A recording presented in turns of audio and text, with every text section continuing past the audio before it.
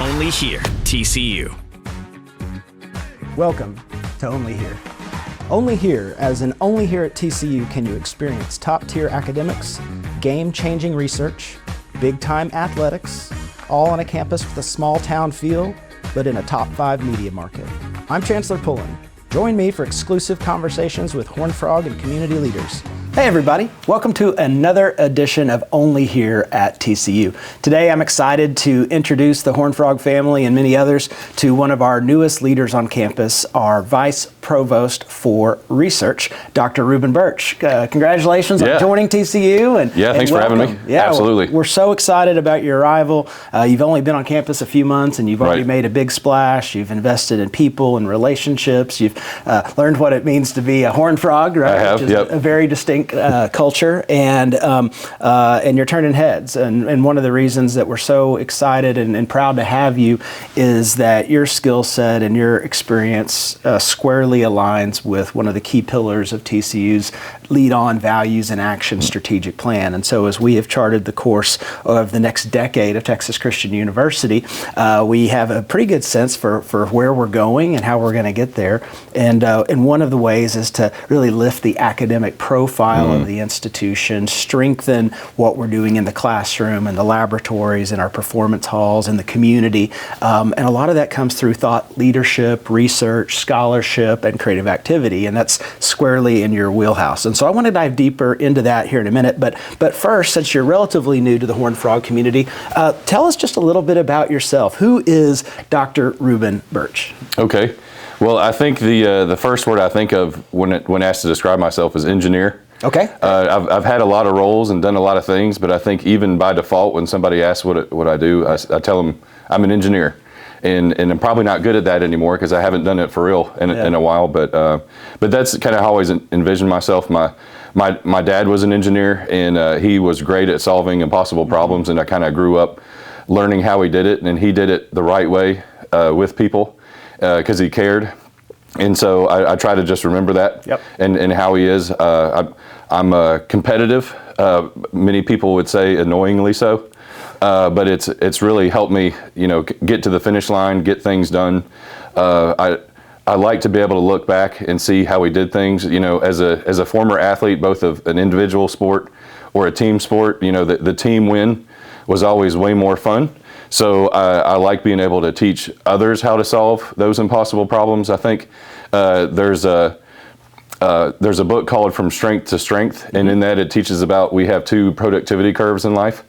And the first one is met with brute forcing it, and the second one is giving it back. And so I like the idea of teaching others how to solve their problems to leave the world a better place. So I would say that pretty well defines me. I want to do things that make a difference, and when I look back at the end of my life, have a reason to be proud. Yeah. Well, you talked about strength to strength. As I understand your career, you've applied different muscles, so to speak, to achieve outstanding results. Certainly in a scaled capacity as a great team member.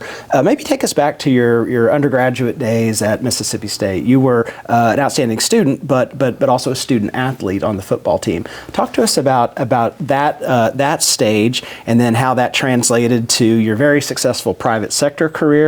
And then how those learnings, the muscles that have been built in that capacity, have been applied to really the next generation of higher education, and where not only TCU but our entire ecosystem is going. Sure. Yeah. College was tough being an engineer and a student athlete, but the benefit was I don't know that I've really dealt with anything that's been quite that hard ever since, and so I'm grateful for that experience. Early in life, I used my head as a battering ram, and then was able to use it for what it was intended to do, to think through problems. That's really when I learned a lot about being a team member. I learned a lot at Mississippi State. I really feel that I owe my career to them because they really opened up some doors. Having been a student athlete, I think it creates a profile of we're just going to grind it out. The book Grit, been around for like 15 years now. I think is a really prime example of what student athletes go through just to survive, to get to the end, and I think I was able to really pick up on that. And again, having my dad and my parents being a good example. But the team building piece, the self-sacrifice piece, the fact that, like as a fullback, which the things I mostly did at Mississippi State was more kind of like the wedge buster. I was the get back athlete, the one they yelled to get back, as if off the field, so I was really good at getting back and out of the way. But what I learned seriously was, when the team wins, we all win, and that's the best thing to celebrate. So taking that into industry, the things that are common in sports aren't so common on the industry side.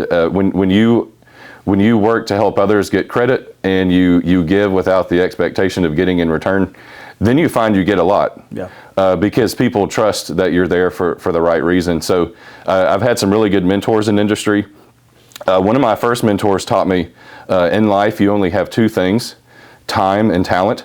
And chances are you have way more talent than time, so why would you ever let anyone waste it? And that really sunk in, and also speaks to we got to move, we got to get stuff done. There's a human being on the other end of that project, and they have expectations. So I think learning the sense of urgency in industry, because some of the things we worked on, everything from like missile and weapons and radar systems to satellite infrastructure to having 460,000 employees in 220 countries at FedEx, and one additional second in this process may add $7 million in salary for a specific, for the courier specifically. So little things mattered. Sense of urgency mattered, and so when I came to academia, someone gave me the advice, forget everything you learned in industry. It doesn't work that way at all in academia. And I'm like, I feel like that's bad advice. and so I was able to maybe help academia understand, when you kind of have this intersection of industry and academia, how they can really build off each other. And I think the model was always meant to do that. I think sometimes things get siloed. When I came to Mississippi State after I left industry after 14 years, someone else gave me advice, also probably equally not right, and they said everyone who gets tenure has to create their own research program, a nationally recognized research program from scratch. And I'm like, really?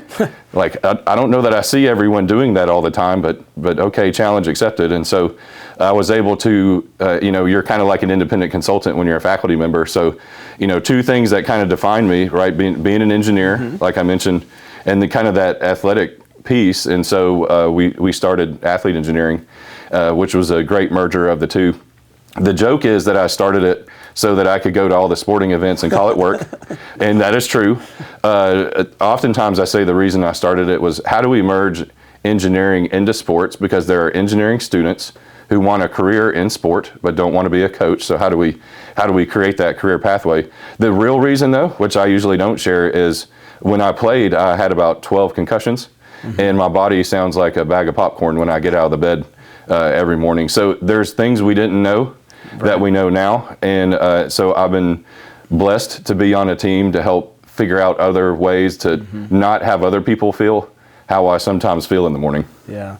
Well, regardless of your motivation to start that institute, it turns out at TCU sports, it's a really big deal, and it's very on brand for TCU, and a lot of our faculty and a lot of our students, want to go to sporting events and do. In fact, this year we had record level of student body participation across our sports, and so we're really proud of that component of our campus. But in order to have time to go to attend those, you also have to be really efficient, whether you're a student studying, or you're a faculty teaching, or conducting research. So when you think about those two most valuable commodities, your time and your talent, what are we doing from a research perspective, or a teaching perspective, or environmental perspective on campus to make sure that we have the tools to match our talent, and that we're leveraging our faculty and our staff and our students such that the time they invest is as productive as possible?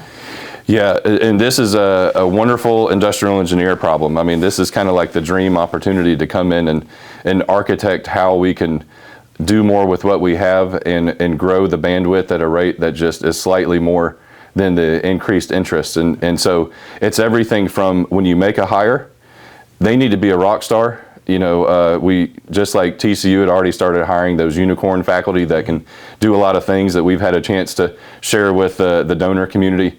We have to do the same thing on the administrator side, and thankfully there's no shortage of phenomenal people that would like to come to TCU.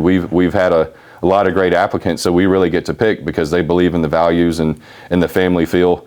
But bringing in people so that they're empowered to build processes, in some cases from scratch, the way they feel that they should have always been able to do, and then giving them tools. AI is obviously a huge thing across campus right now with AI squared. It's not just AI squared though. One of the first things we did in the research office was, how can we take homegrown AI solutions internal to the research office to really cut down on processes? And are processes manual or are they automated? Are you having to respond to an email to move something forward when a computer can do that? And so we're looking at, again, the theme for this year for the research office is excellence in the small things. And we mean it, because bottlenecks are paper cuts to those faculty, and death by 1,000 paper cuts is real. Yep. So if you're faculty and you're motivated by this R1 push, as many of them are, and they've shown that, how do we get out of their way? The hardest thing in writing a proposal is generally that 10 to 15 page narrative.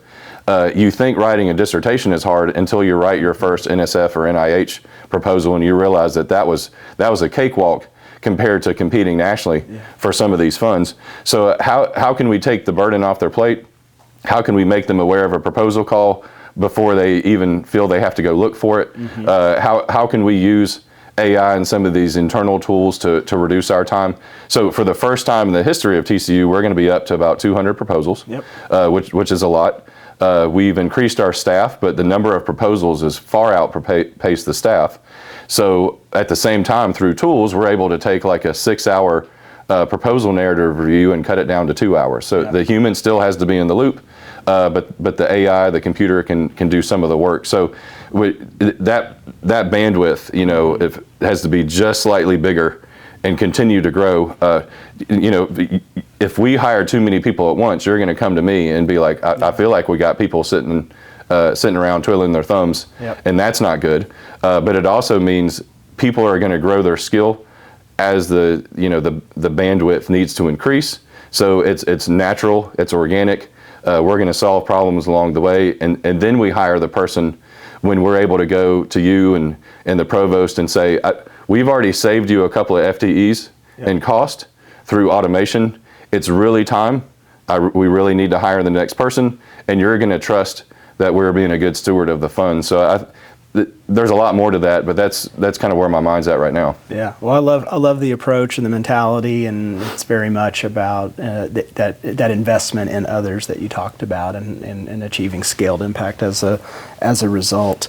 And when we talk about talent, I love your approach. In many ways, every hire at TCU is a strategic hire. Right? We really want to, not cut corners or scale just to scale, but to really make sure we get the best right people, from a capability perspective, people that appreciate and can embrace the TCU culture, that are value-centered, as we are a value-centered university.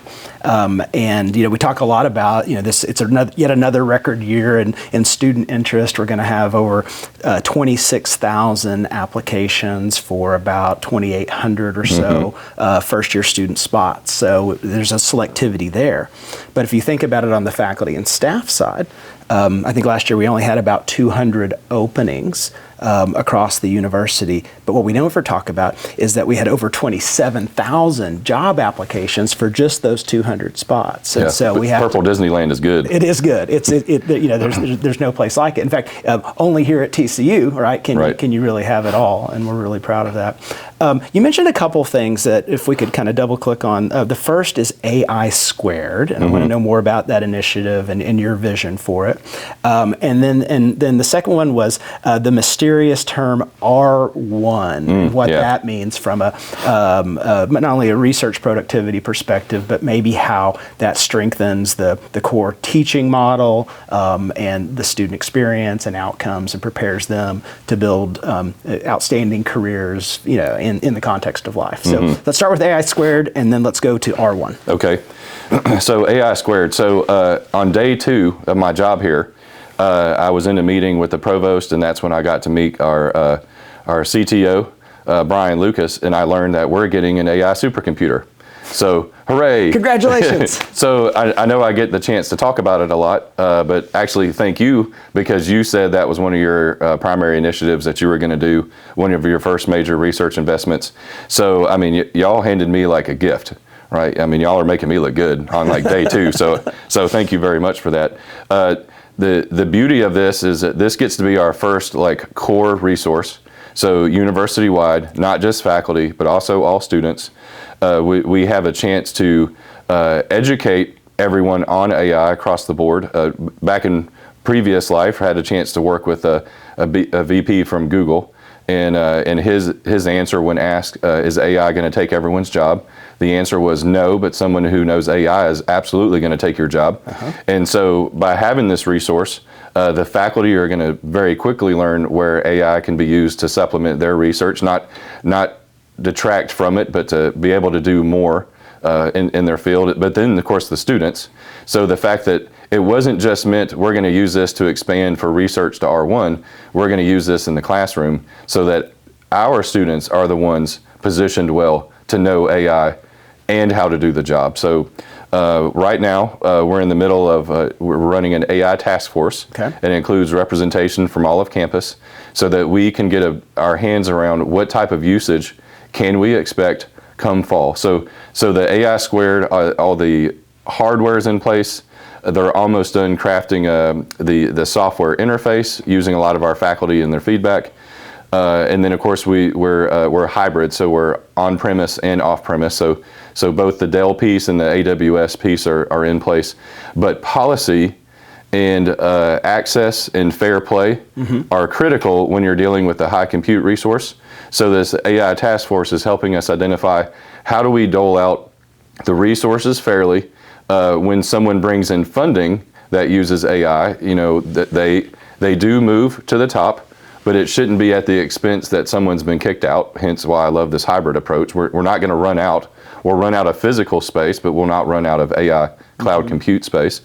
It allows us to think through, again, love to brag on fine arts. Thanks to them, we have our first DoD contracting vehicle, and DoD requires different types of security and compliance, and we can now host that type of data on campus because it's going to have to be on premise, but again, not to the detriment of the other faculty and students. But there's certain rules that we have to safeguard. We have to protect ourselves from ourselves when using a powerful tool. So the 4 pillars of this task force push is AI tools in teaching, AI tools in research, research in AI, and those 2 are different. You may use an AI tool in research and call yourself an AI researcher, but that's way different than the researcher who builds their own version of AI. And then, of course, very critical for TCU and very much on brand for us is ethics in AI. And so that means we're bringing in all corners of campus to ensure we know how to properly manage this. So come summertime, we'll have a new high performance and AI computing operations board that will have overarching governance. So how do we prioritize things? How do we do a cost model when people want to put it in their proposals or simply run it in the classroom? So we have to remove barriers to entry, which is how do they get access? How are they trained? And then, how do we get the students engaged without the faculty feeling like it's a burden? Yeah. Well, before we get to R1, let me double click again. You mentioned a couple of companies. You mentioned Dell and AWS, Amazon. As I look across campus, we're collaborating with NVIDIA, Microsoft, so many other great private sector organizations. What do you think it is about TCU that is creating kind of a thirst for collaboration emanating from the private sector? Why are we so open to do that, and what's the appeal from kind of the corporate perspective of investing in TCU? I think it's two things. Location obviously has location, as someone much smarter than me once said, I think.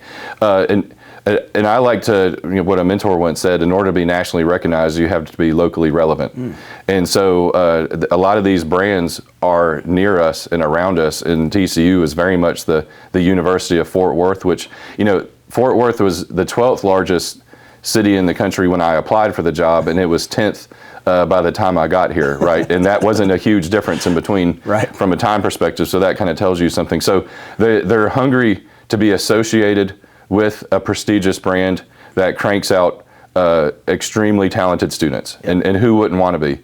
As we hit the population cliff, that you're gonna start finding these companies continue to draw to where the student body continues to increase, to your point, and their capability is going to increase along with size. So I think proximity, but also TCU is so uniquely positioned in this may be another point for later, but the last true R2 in the Power 4 who has to build a program to build an R1 path based on everything we saw in 2025. Yep.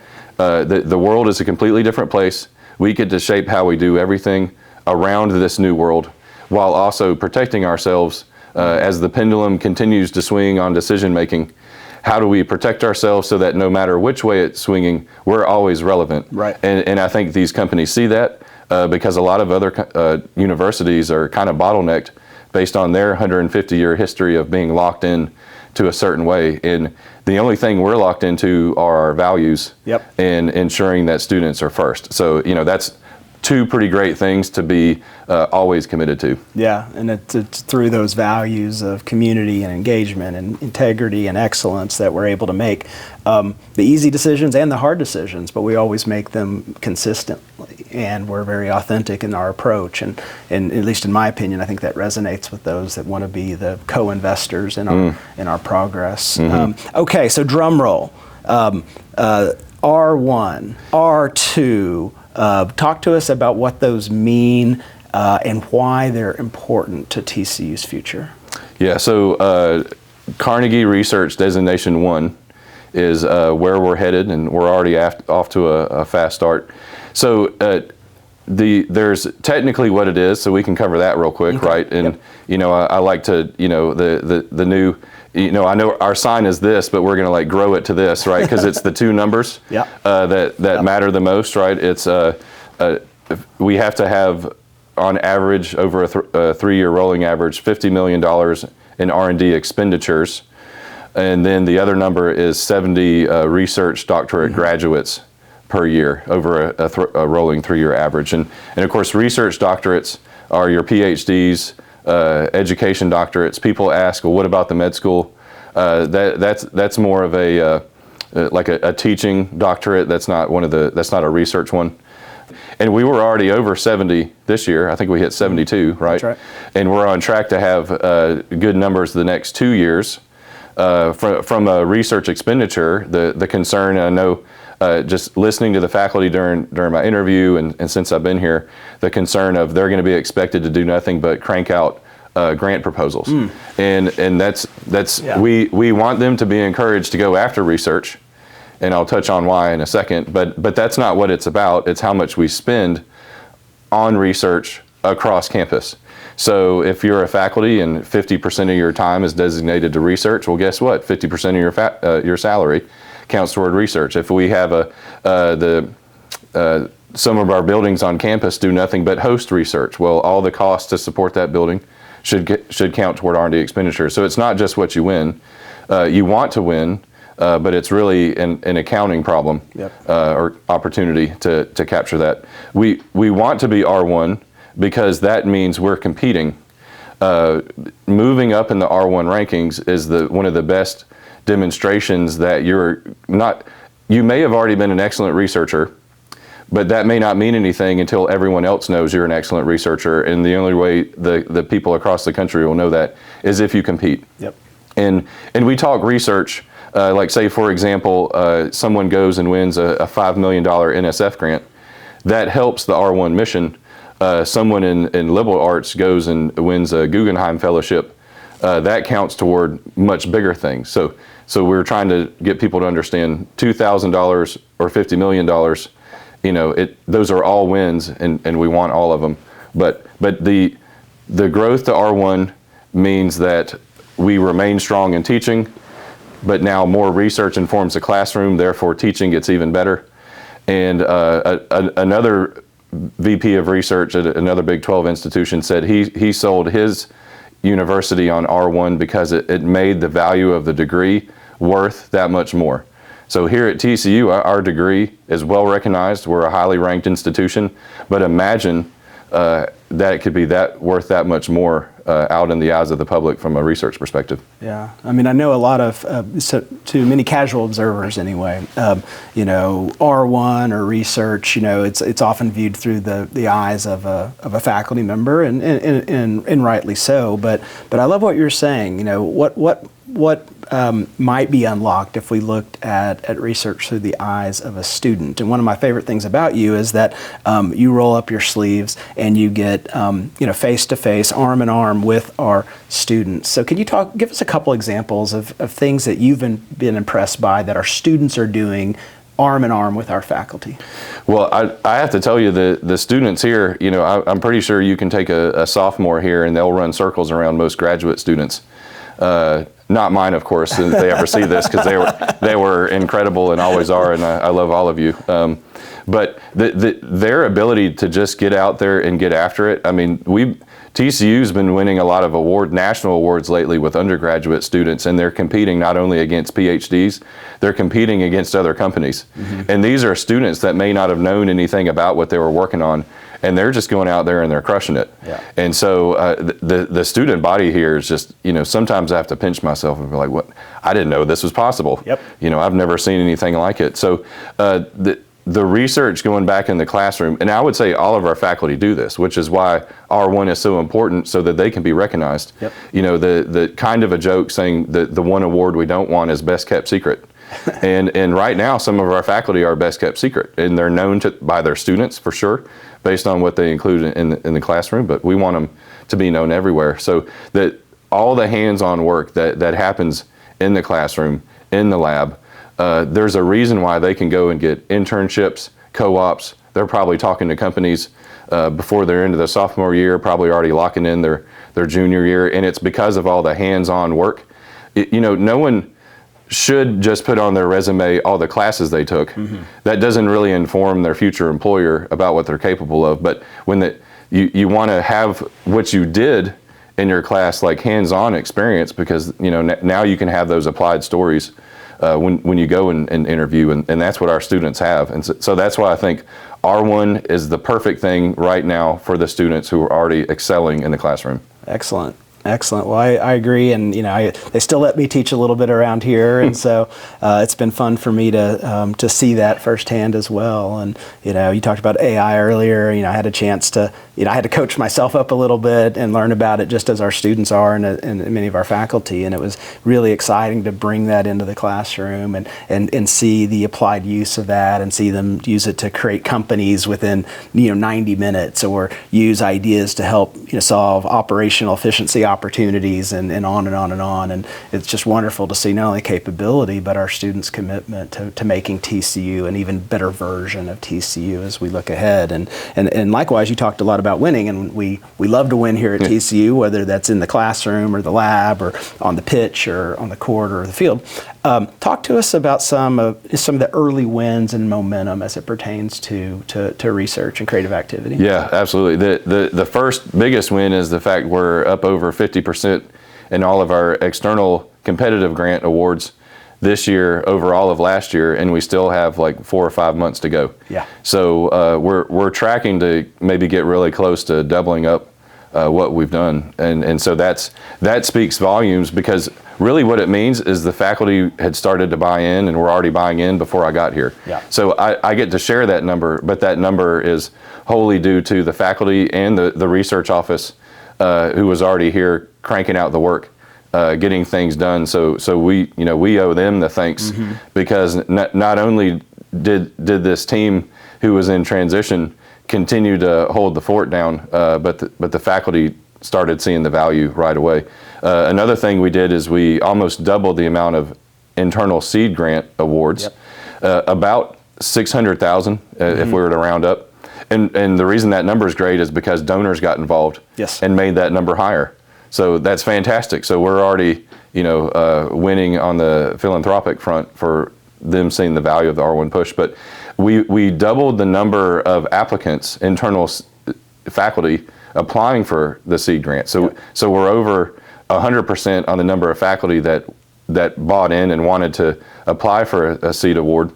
And the number of dollars that was applied for was like 1.1 million. Oh, wow. So we have the hard decision of figuring out who wins the 600K, but I want to say 1/8 or maybe even 1/7 of all faculty on campus applied for an internal seed award. Oh, that's fabulous. So, 1 out of every 7 or 8 faculty you see walking around here applied for something with a good idea, and nearly all of them were interdisciplinary, meaning they went and they found a partner to apply with from another department or another college. So I think those numbers right there speak volumes in terms of where we're going. But another number that's been fun that we've together have been part of lately are all these philanthropic events where our donors, between your advisory councils or various philanthropic events, that they come in when the theme is research, and they kind of throw up a little bit and they're like, "Ugh, research," but then they leave saying, "Hooray, research!" Yeah, and that's really telling. I think that the timing just couldn't be better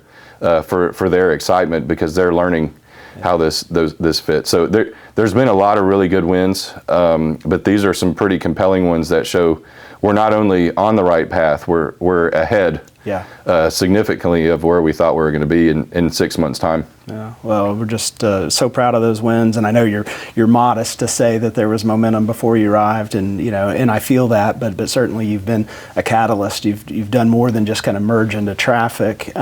You've actually merged into traffic on the Autobahn, and that's the pace at which we're moving this university forward, and not just in research, but in the student experience and college athletics and how we're engaging with the community, everything that's embodied in our strategic plan. Our students are helping, send people to the moon, and not just, engineers, but fine arts students. Right. Our students are helping, attack macular degeneration and Alzheimer's and these things that have, maternal health, these things that have broad societal impacts. And it's so heartening to see those beyond the four corners of our beautiful, lush campus responding in kind and taking interest and making their own personal investments, whether it's for a charitable reason or, in the case of the private sector, to help propel some of their business interests and outcomes. So it's really remarkable. It is a remarkable university. You haven't been here that long, so this may not be a fair question, but I ask it of every single podcast guest. TCU is a special place. This podcast is called Only Here. We think it is a unique experience. What is your only here moment so far? Kind of a cheater answer, but it still surprises me, is how nice everybody is. Yeah. And there's nice, and then you're worried about what may happen to you in the parking lot. That doesn't happen here. It's so nice. It's almost like, is this a sci-fi movie where everyone was an alien? But I love how respectful everyone is, and it's not just a TCU thing. It's a community thing, right? Fort Worth is this way. I think it perpetuates out of TCU, and I think that's part of the reason why Fort Worth has such a good culture. But everyone's bought in. Everyone seems to have each other's back. There's already kind of this team mindset where they fight for things together. They celebrate each other. Right now, anytime somebody wins an award, I get an email, and it's their department chair and their dean and their faculty members celebrating, and then we get to celebrate with them. And I'm like, what is happening here? This is the kind of thing we want to protect. Right. This is why only here at TCU it's so special, because as we move forward to R1, we want to pick up the competitive spirit, but we don't want to pick up necessarily all the things that sometimes come with an R1 culture. Yep. So it's on me and it's on all of us to make sure that we preserve that. But again, only here have I ever seen anything quite like just how nice and like truly meaningfully nice everyone is. Yeah, well, it's a wonderful place. It's an institution of innovation. We are on the move, and we're excited to have you. We're building the future of TCU, the future of our communities, and you're right there with us at every turn. And so we're honored to call you a Horned Frog and to have you here and to see you catalyze that future in such a beautiful way. So thanks everybody for participating in this session. It's been remarkable, and I'm just so excited to share with you what I see every day. And that's one of the finest institutions in the country that's moving as far and as fast as any other university that I can tell. And thank you all for all the ways you engage and support our progress by and through our amazing students. Go Frogs.